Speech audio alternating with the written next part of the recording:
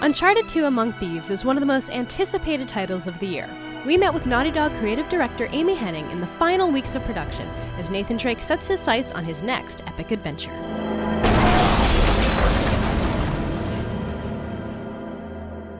How has this journey been for you? Well, it's been a long journey, and obviously, you say we're so close to the finish line, but it feels like we're just crawling our way toward it. So we just sort of improve and improve right up to the last minute until somebody rips it out of our hands. When you were working on the original game, did you already have an idea in mind for what you wanted to do for the sequel?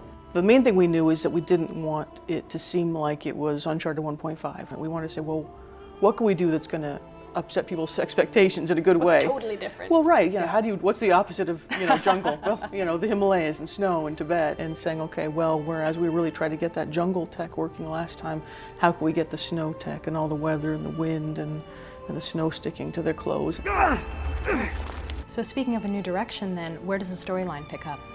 Well, it's like, we say a couple years after the first game, and we sort of left on a romantic note with Nate and Elena, but I've always said that he's probably a much better hero than he is a boyfriend. I'm sensing some history here. Elena Fisher, last year's model. We pick up with him sort of back in his real life and get to kind of get a peek into who this guy really is. Even though he's sort of a little bit of a shady character, he's also a modern day explorer at heart, and he's a lot smarter than his background would suggest, He's got a lot of natural cunning and historical smarts.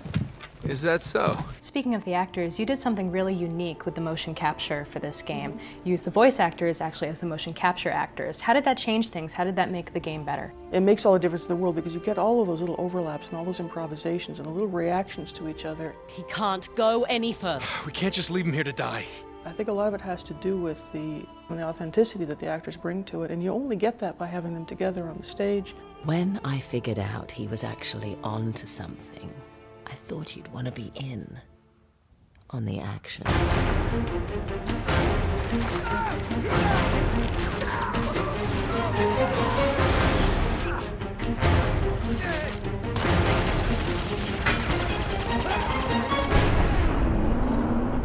This is a really ambitious project. What would you say is your biggest challenge?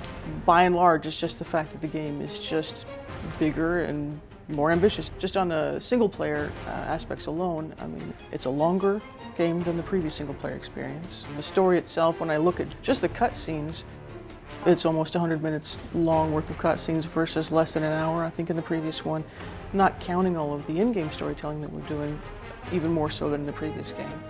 On top of that, it's also got the whole multiplayer component. Included in the multiplayer component is a whole co-op component. It's like we've done 4 things. We've delivered a full-length movie, a single-player game, a multiplayer game, and a co-op game. And we just look at each other like, what the hell were we thinking? And somehow you're still sane. No. With everything you're doing, I imagine that the audience expectations are probably weighing pretty heavily on you. Is that something you think about a lot? Do you take that into consideration? People really loved the first game, and it's so gratifying, but it's a double-edged sword, to hear how much people, they love the characters, and they love the story, and they love the world, and they want to go back to it. So there's a certain amount of pressure to thinking, we don't want to let anybody down. It has to be the same world, the same characters, and be true to that, but be something new and unexpected as well. So it's always the risk of feeling like, we don't want to just faceplant on the second one because you kind of lost what was loved about the first one. Amy, thank you so much for joining us here today and telling us about the game. I know you're really crunched for time right now, so we really appreciate it. Yeah, it's no problem. It's really a pleasure to talk about the game, and we're really proud of it. So it's fun to get to share some of this stuff with you guys. I can't wait to get my hands on it. Yeah, me too. That'll mean it's done.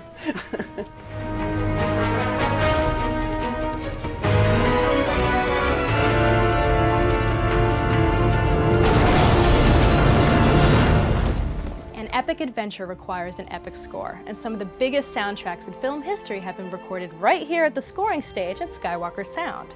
We're talking Star Wars, Jurassic Park, and Toy Story, just to name a few. And now the team at Naughty Dog is here to record their fully orchestrated soundtrack to their newest title, Uncharted 2 Among Thieves.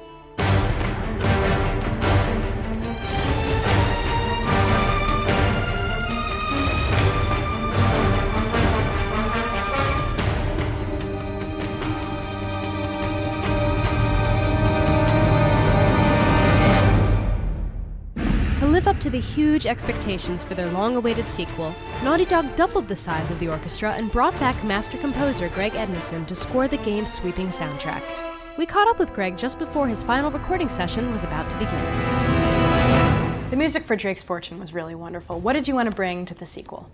We just knew from the very beginning that when you were in the mountains of Mongolia, you had a wide open cinematic setting, and you hope to take advantage of that in the music.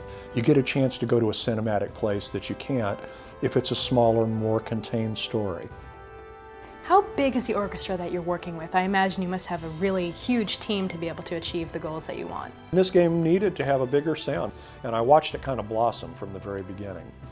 It's set in this huge cinematic environment.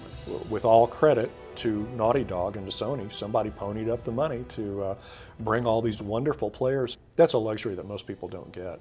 What's it like producing music and creating the soundtrack at a place like Skywalker Sound? As you know from being here, it's a unique environment. There's nothing like it. This place, and I wish we could share this with people, is so gorgeous. I mean, and so beautiful. It's like a working vacation. When you're recording, it's a lot of pressure because you have a lot of people there and a lot of money is being spent every hour. So that's pressure. It is what we call hard fun. And every time I'm up here, I go, how lucky am I to be up here? So you also did a lot of recording down in LA where you're based. Can you tell me about some of the unique instrumentation that you worked with there? I started off by having our percussion guys bring in more gear than I have ever seen in my whole life. And they brought in these giant taikos and everything else that you could possibly imagine. For 3 days we recorded giant percussion stuff. Oh, that must have been so cathartic too. It was so fun. Chris Bleth came in, who is world famous for playing all these woodwind instruments that one can only imagine. He brings in bags and bags and bags full of these and plays these wonderful melodies on these instruments that you never would have known about. And then one night we brought in Karen Han, who plays the erhu, which is a Chinese violin.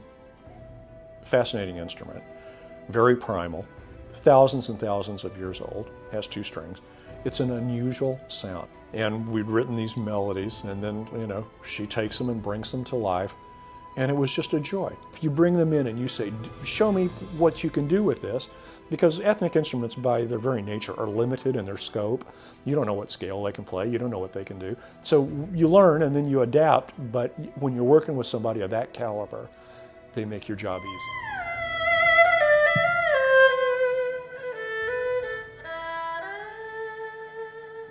I know there were probably many of them, but what would you say was your biggest challenge in working on this sequel? I'm kind of new to the gaming world. In film and TV, the picture always exists, and the picture tells you what to do. The picture doesn't always exist here. If you've got good acting performances, and it looks great, and you got good dialogue, you don't have to point things out that are obvious. It's a little bit of a mistake. It's nuance that elevates it to a superior art form. If you can bring all those elements together, we can raise the bar. We can raise the bar and then maybe get a chance to do it again.